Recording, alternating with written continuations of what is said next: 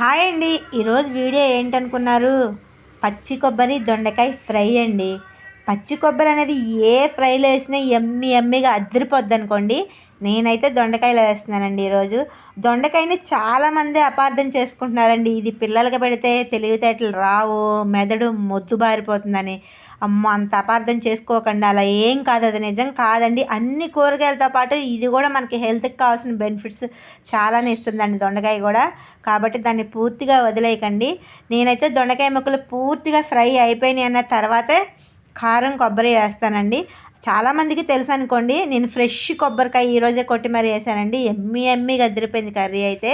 కొత్తగా నేర్చుకునే వాళ్ళకి తెలియాలి కాబట్టి చెప్తున్నాను, లాస్ట్లో వేసుకోండి అని.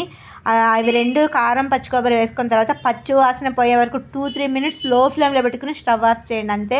దానికి నేనైతే కాంబినేషన్ పెరుగు తాలింపు వేసుకుని ఎమ్మిగా కుమ్మి పడేస్తానండి. Bye bye.